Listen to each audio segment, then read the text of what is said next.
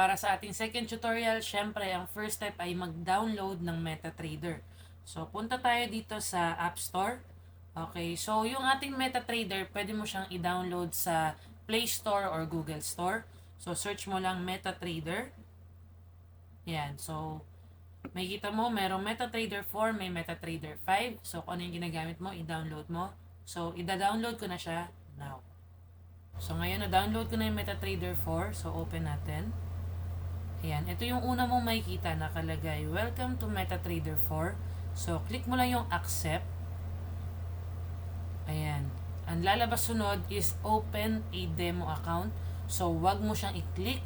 Instead, ang pindutin mo is Cancel para hindi mag-automate na mag-open ang demo account yung MetaTrader 4 mo.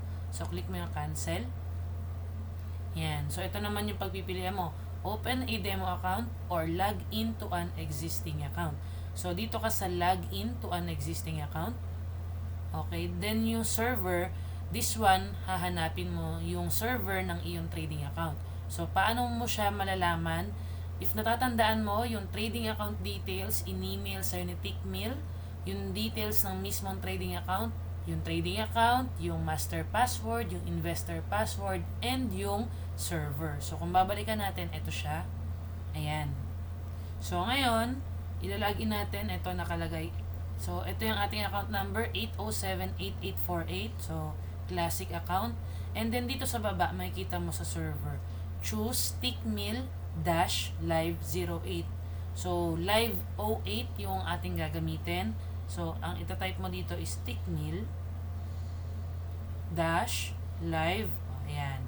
Nakikita mo na yung mga numbers dyan. 2, 4, 5, 6, 8, 9, 10. So, sabi, ito daw ang gagamitin natin.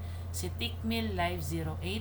Sa login, lalagay mo yung account number, which is ito, si 8078848.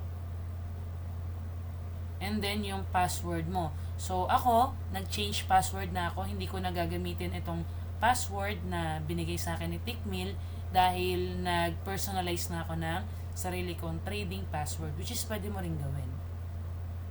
Yan. So, once okay na, nalagay ko na yung password, click sign in. And there you go, na-login na yung ating account, no? So, makikita mo yan, merong balance na $55. So, since ito, MetaTrader 4, na-login mo na, ituturo ko naman sa'yo ano ba ibig sabihin itong mga tab na nandito. So, unahin na natin yung quotes. Itong first tab, dito mo makikita yung mga currency pair na pwede mong i-trade. Pwede ka mag-trade ng gold, pwede ka mag-trade ng USD versus Canadian dollar, Euro versus dollar. So, ayan, ito yung mga pwede mong mga ma-trade na currency pairs. Dito naman sa chart, okay, ito may default chart.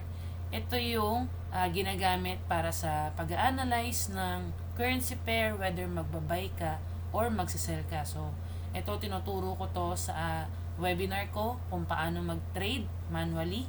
So, since copy trade to, wala ka namang kailangang gawin dahil ako mismo yung magte-trade. And kung signals naman yung i-avail mo, wala ka nang kailangan gawin dahil ako rin yung mag-analyze. Okay, so pinapakita ko lang yung mga features ng MetaTrader. And then, so dito sa trade tab, dito mo makikita yung capital mo, yung mga positions na i-open mo, whether buy or sell. So dito mo siya makikita lahat ng running trades. Sa history tab, dito mo makikita lahat ng naging trades ng account mo. So, mula deposit hanggang mga na-close na trades andito. Okay? So, ibig sabihin, sa history tab, andito yung mga tapos na na-trade, whether profit or loss. So, overall, makikita mo naman yung profit mo dyan. Daily, weekly, monthly, pwede mo i-customize. Okay? So, sa settings, ayan, dapat lalabas yung pangalan mo and makikita mo live account, which means totoong pera. Okay? Kasi, yung demo account, okay, pang-practice lang yon. So, ginagamit yon para mag-testing ng pagmamanual trade. But for live account, it means real money yung ating tinatrade dito. So, this is how you log in sa MetaTrader 4. So, kung MetaTrader 5, same lang naman, hanapin mo lang yung server and make sure na ang iselect mo is live. Tickmill live instead na Tickmill demo. So, same lang naman.